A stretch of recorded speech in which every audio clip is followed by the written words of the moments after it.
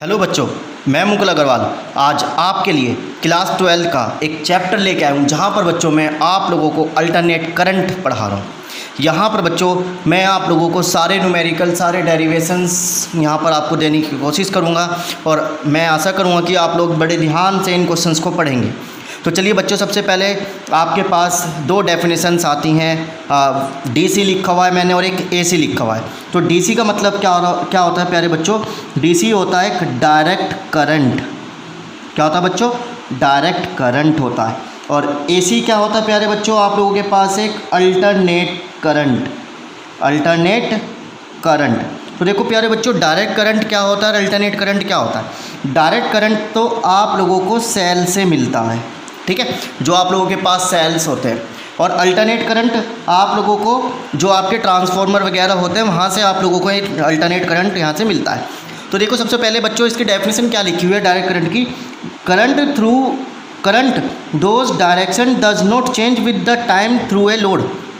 ऐसा करंट जिसकी डायरेक्शन कभी चेंज ना हो एक लोड के अनुसार, टाइम के अनुसार किसी भी करंट की डायरेक्शन चेंज नहीं होनी चाहिए। जब हम लोग किस पर क्या लगा दें? एक लोड लगा दें। लोड का मतलब होता है इक्विपमेंट, चाहे आपका फ्रीज हो चाहे वो आपका एसी हो। एसी करंट कौन से होते हैं? AC current whose direction change periodically through a load.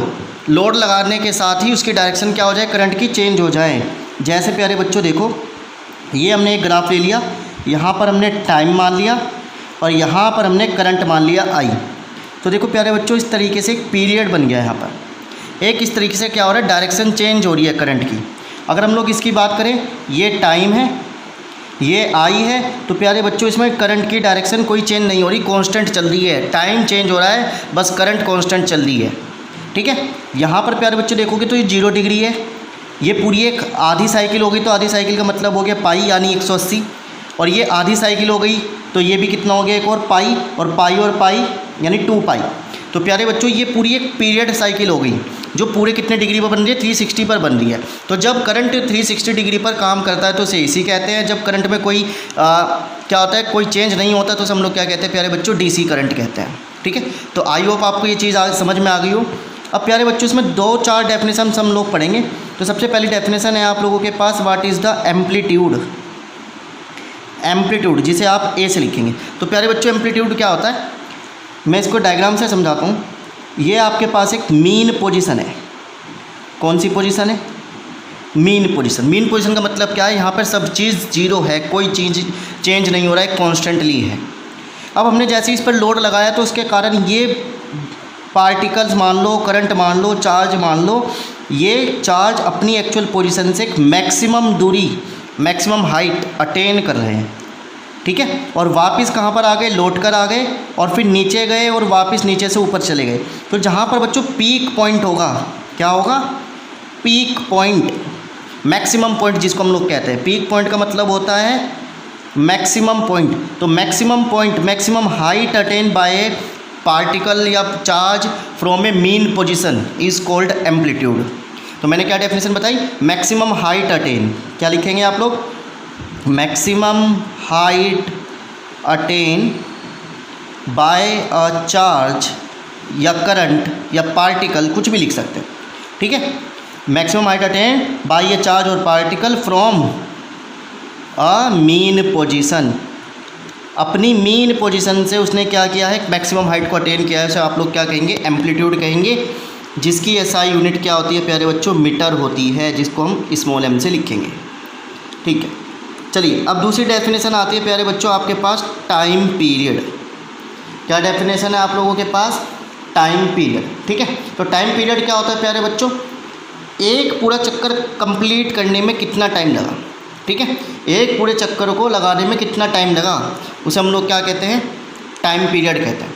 तो complete one revolution, complete one revolution in a time. एक टाइम में पूरा या एक चक्कर को पूरा करने में कितना टाइम लग रहा है उसे हम लोग क्या कहेंगे? टाइम पीरियड कहेंगे, जिसका फॉर्मूला क्या होगा? Displacement upon angular speed. Displacement upon angular speed. Displacement कितना हो रहा है? देखो पूरे एक चक्कर हो रहा है, तो पूरे एक चक्कर कितना होता है? 2 पाई। पूरा एक चक्कर कितना होता है? 2 पाई। और एंगुलर स्पीड को आप लोग लिखते हो किससे, ओमेगा से। ठीक है प्यारे बच्चों, तो ये चीज़ यहाँ पर है। तो आप इसको ऐसे भी लिख सकते हैं कि ओमेगा की वैल्यू कितनी होती है, 2π/t, जहाँ पर ओमेगा की यूनिट क्या होती है, रेडियन पर सेकेंड होती है।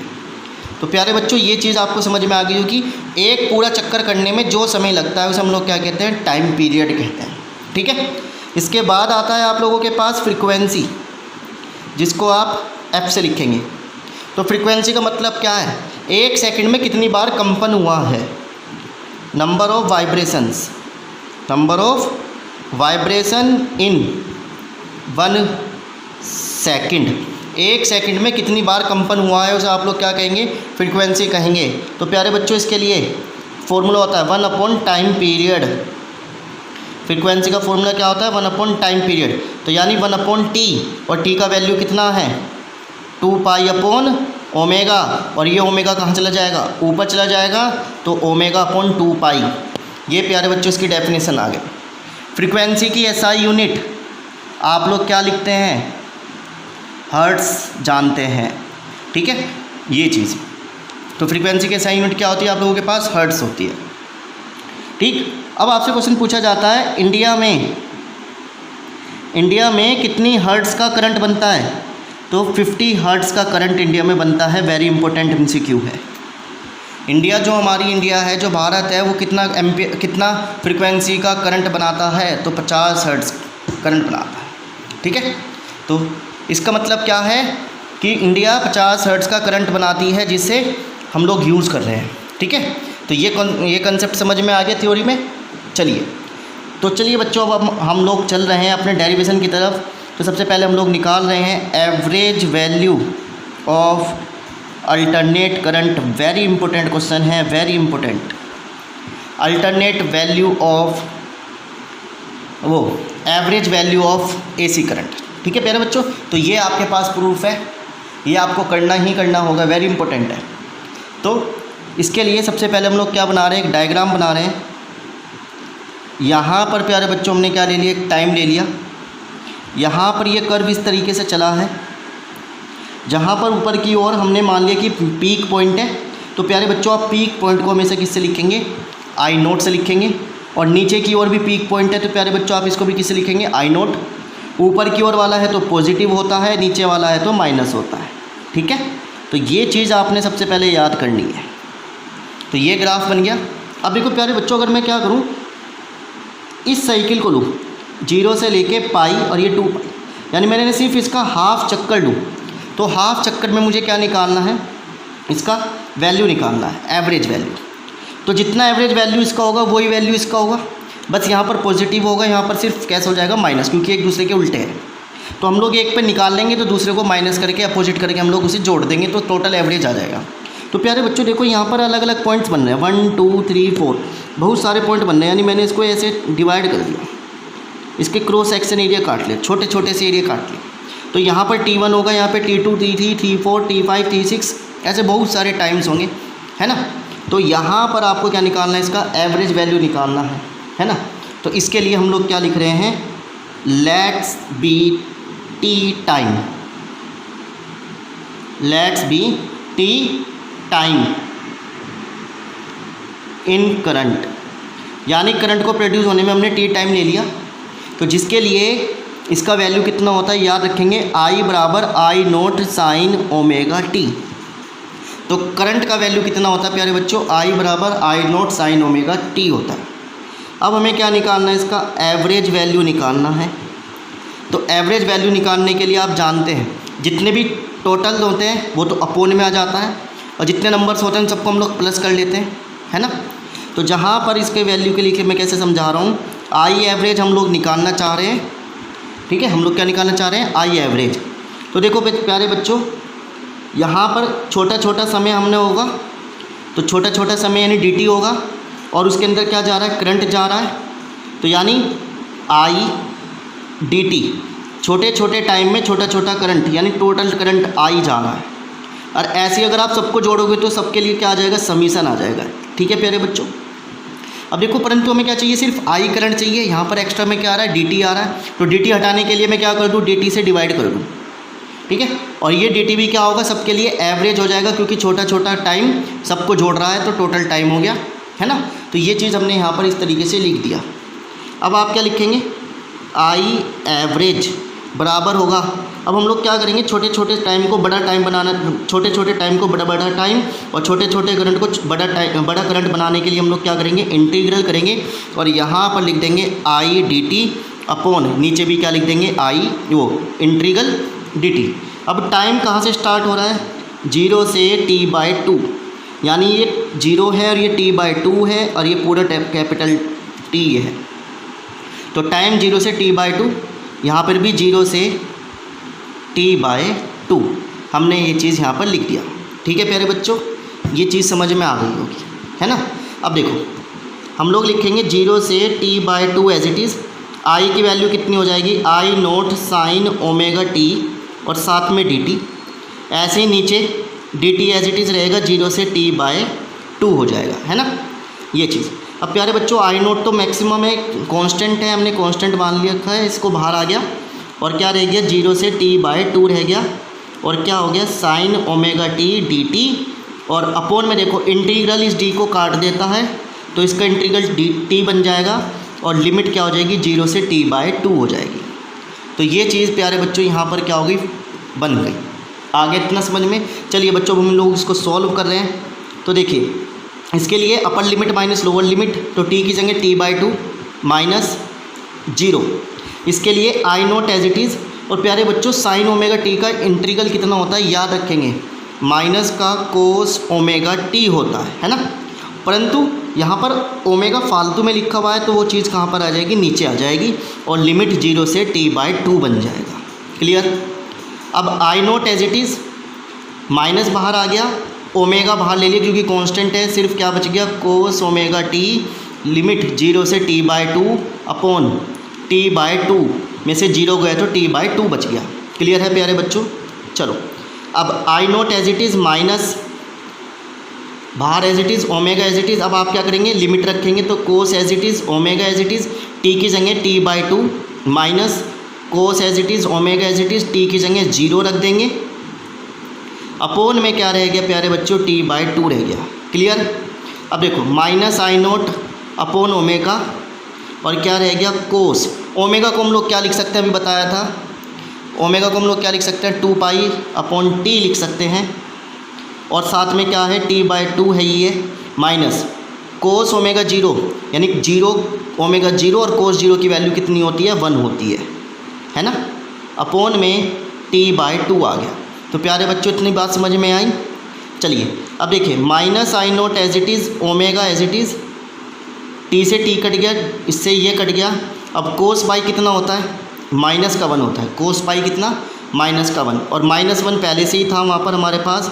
और नीचे क्या आता है, t/2 माइनस ये कितना हो गया, माइनस के 2 और माइनस माइनस प्लस, तो 2 आई नोट ओमेगा और t नीचे आ गया और अपॉन 2, यानी इस चीज़ को भी मैं इसके साथ ले आया। ठीक है। अब क्या लिख सकते हैं आप लोग इसको, 2 आई नोट ओमेगा की जगह क्या लिख सकते हैं, 2 pi upon T multiply t/2, तो t से t कट गया, 2 से 2 कट गया, तो प्यारे बच्चों कितना रह गया, आई नोट अपॉन 2 रह गया। क्लियर है, आई नोट अपॉन 2, जहाँ पर आई नोट से आई नोट कट गया और ये चीज़ आपके पास कितना बच गया, आई नोट बच गया। तो ये बच्चों प्यारे ये कैसा आंसर मिला आपको, माइनस पॉजिटिव के लिए आंसर मिला। ये आपका आंसर कैसा आया, पॉजिटिव में आया। ठीक है। अब आपको क्या करना है, यहाँ से 2 से 2 कट गया और ये बच्चों सॉरी यहाँ पर पाई बचेगा, यहाँ पर आई नोट अपॉन पाई, क्योंकि ये 2 से 2 कट गया, टी से टी कट गया तो 2 पाई, और ये कितना हो गया, 2 आई नोट अपॉन पाई। तो प्यारे बच्चों ये अभी हमारा किसके लिए आया, सिर्फ हाफ साइकिल के लिए आया।